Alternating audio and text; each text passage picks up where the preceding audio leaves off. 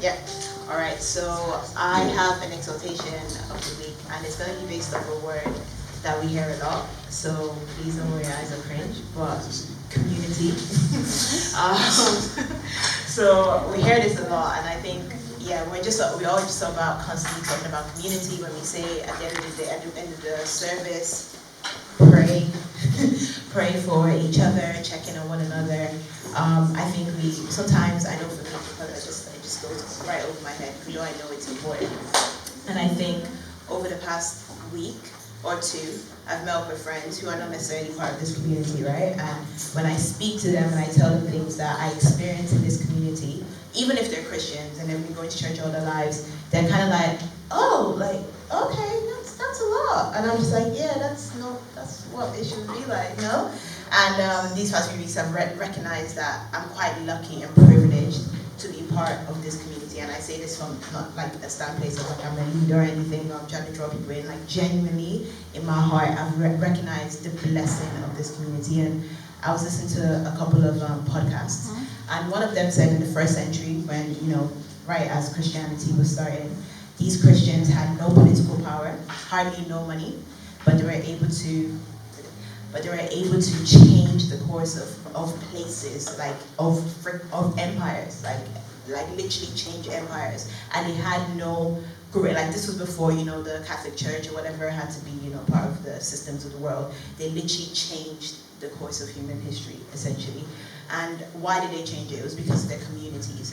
It's because they had the experience and they practiced Jesus in a way that made outside see the beauty of Jesus. And a person said, before he came to Christianity, his name is David Brooks, and he's a journalist.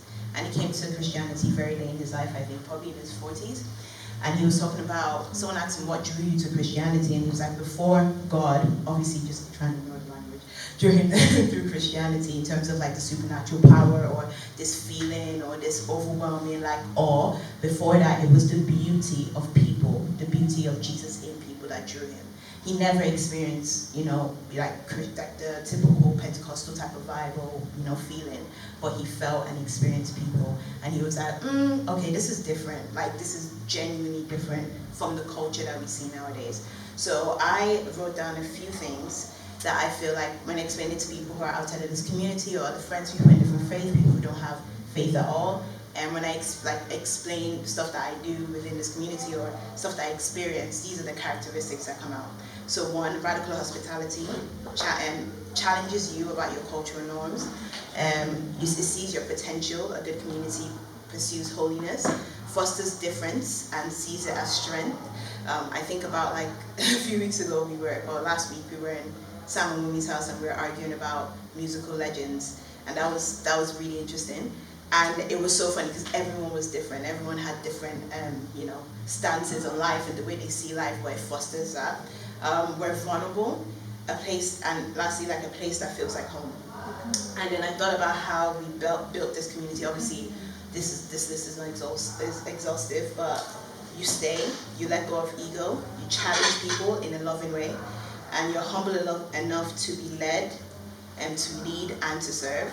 And I feel like with this combined and everything to do with community and truly being and staying in community, no matter how hard it gets, no matter how challenging it might be, no matter how vulnerable you have to be and you might not like that, it really fosters moral growth, moral formation, spiritual growth in you. And then as you go out in the world, okay.